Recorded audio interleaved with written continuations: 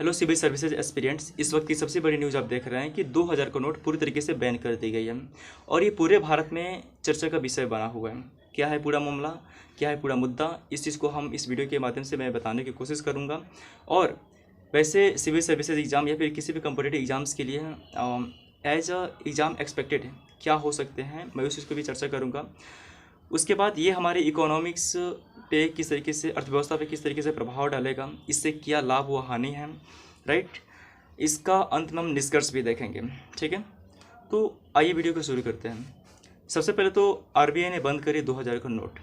जिस तरीके से मोदी सरकार ने सन 2016 में 8 नवंबर सन 2016 में 500 और 1000 रुपये के नोट को बैन कर दिए थे, ठीक उसी प्रकार आरबीआई ने यह ऐलान कर दिया कि हम 2000 के नोट को बंद कर रहे हैं। लेकिन डरने की कोई बात नहीं है, नोट केवल बंद हुआ है लेकिन डिमोनेटाइज नहीं हुआ है, राइट।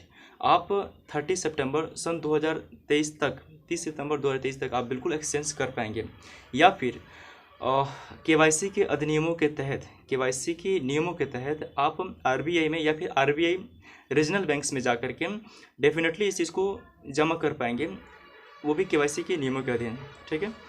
तो डरने की कोई बात नहीं है, आप इस चीज़ को 30 सितंबर, अभी 3 महीने टाइम में बिल्कुल इसका उपयोग कर पाएंगे, एक्सचेंज कर पाएंगे। अब जानते थे कि इससे हमें हानियाँ क्या थी। देखिए, सबसे पहले तो ये हमारी अर्थव्यवस्था को थोड़ा बहुत धक्का लगेगा, और वैसे भी ये 2018 और 19 में इसकी छपाई बिल्कुल बंद कर दी गई थी, जिससे कि आपके मार्केट में जो है बहुत ही कम हो गया था, मार्केट में बिल्कुल ये नोट कम पड़ चुका था।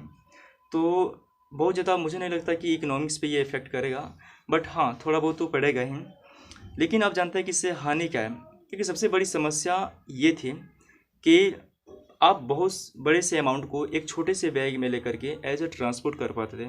आपने सही सुना कि बड़े से अमाउंट को, चूँकि 2000 का नोट है, और बड़े से अमाउंट को छोटे से बैग में आप ट्रांसपोर्ट कर पाते थे, जो कि इलीगल एक्टिविटी को बढ़ावा देता था, राइट। इवन जीएसटी कलेक्शंस को भी, क्योंकि ऑफलाइन जो ट्रांजैक्शंस हो रहा है तो उसका तो जीएसटी तो लग ही नहीं रहा है।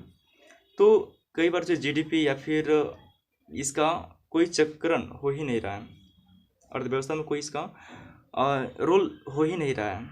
तो ये चीज़ें हैं जो बहुत बड़ी समस्या थी कि ये जो बड़े से अमाउंट को आप बैग में लेकर के ट्रांसपोर्ट कर पाते थे आसानी से, और जो इलीगल एक्टिविटी को बढ़ावा देती थी उसको हम कर पाएंगे। दूसरी बड़ी समस्या तो ये थी कि it's not for killing black money, ये ब्लैक मनी को कम करता ही नहीं था। जैसे कि मैंने कहा कि ये बहुत ज़्यादा इलीगल एक्टिविटी को बढ़ावा देता है, ब्लैक मनी को कम करता ही नहीं है, राइट।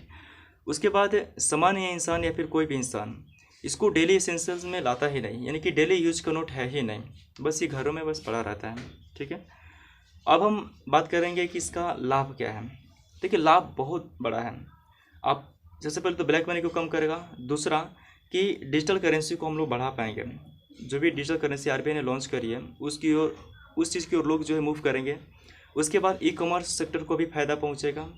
उसके बाद बात करें तो आपका digital transactions as a Google Pay, UPI, भीम पे या फिर पेटीएम्स, फ़ोन पे जो भी है उसकी तरफ लोग भागेंगे, उसकी ओर लोग मूव करेंगे, राइट। यानी कि डिजिटली ट्रांजैक्शंस की ओर लोग शिफ्ट करेंगे। सो डेफिनेटली चेंजेस आएंगे। उसके बाद फिनटेक जो कि फाइनेंस टेक्नोलॉजी होती है, वो भी कंपनी को भी फ़ायदा पहुंचेगा, राइट। तो हम देख रहे हैं कि सबसे पहले तो ब्लैक मनी को कम करेगा और डिजिटल करेंसी को बढ़ावा मिलेगा। उसके बाद ई कॉमर्स सेक्टर को फ़ायदा पहुंचेगा, फिनटेक को भी फ़ायदा पहुंचेगा। उसके बाद आपका डिजिटल जो ट्रांजेक्शन्स होंगे उसकी ओर लोग जो है मूव करेंगे, राइट। और अगर ये सब परिवर्तन होगा तो डेफिनेटली हमारा इकोनॉमिक जो है, इकोनॉमिक एक्टिविटी बढ़ेगी, इकोनॉमिक जो है ग्रो करेगा, ब्लैक मनी कम होंगी, डिजिटल ट्रांजैक्शंस बढ़ेंगे, राइट। अब निष्कर्ष की बात करते हैं। तो निष्कर्ष ये है कि हमें जो है कच्चे धंधों को ख़त्म करना है। पहली बात, कच्चे धंधों को ख़त्म करना है और पक्के धंधों को बढ़ाना है। दूसरा बात कि डिजिटल इंडिया को बढ़ाने के लिए हमें इसका इनिशिएटिव जो शुरुआती दौर है इसका स्वागत करना चाहिए, राइट। तो मिलते हैं ऐसे किसी नई वीडियो में, तब तक के लिए रखिए अपना ख्याल। बहुत सारा प्यार, धन्यवाद, thank you so much, bye.